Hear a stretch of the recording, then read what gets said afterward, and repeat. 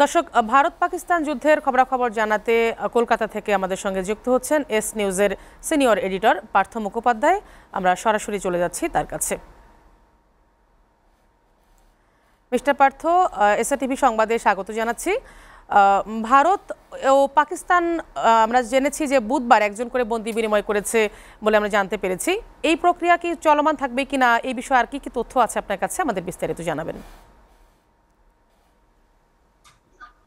দেখুন, পহেলগাঁওয়ে হামলার পরের দিনই ভারত একতরফা ভাবে পাকিস্তান দূতাবাসের, যেটা দিল্লিতে রয়েছে, তার কর্মী নির্দেশ দিয়েছিল। একই সঙ্গে কমানো হয়েছিল মুম্বাই অফিসের কর্মী সংখ্যা।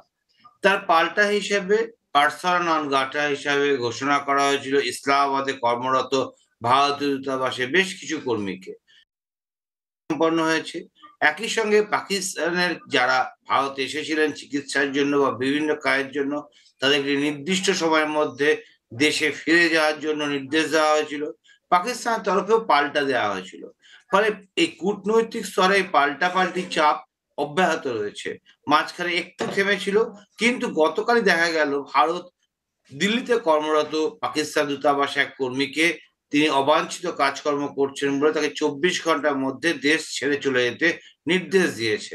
তার কিছুক্ষণের মধ্যেই ইসলামাবাদ থেকে প্রায় একই নির্দেশ দেওয়া হয়েছে ভারতীয় দূতাবাসের আরেকজন কর্মীকে। কিন্তু উল্লেখযোগ্যভাবে যেটা একটা জিনিস আমাদের মাথায় রাখতে হবে, এর মধ্যে সামান্য হলেও একটা রূপলি রেখা দেখা যাচ্ছে। কারণ কি, আজকে সকালবেলাতে পশ্চিমবঙ্গের একজন বিএসএফ জওয়ান, যার নাম পূর্ণম কুমার সাউ, যাকে আটক করেছিল পাক রেঞ্জাররা, তাকে ফেরত দেওয়া হয়েছে।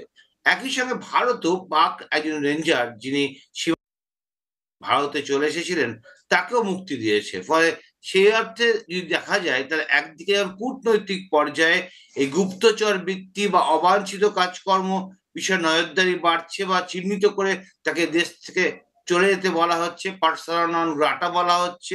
অন্যদিকে সীমান্ত স্তরে একটা কোঅর্ডিনেশন তৈরি করার চেষ্টা করা হচ্ছে। অন্যদিকে কারণ যদি আপনি সামান্যভাবে দেখেন, আজকে দেশের রাষ্ট্রপতি ডক্টর দ্রৌপদী মুর্মু 3 বাহিনীর প্রধান এবং সিডিএস মানে সর্বাধিনায়কের সঙ্গেও মিটিং করেছেন।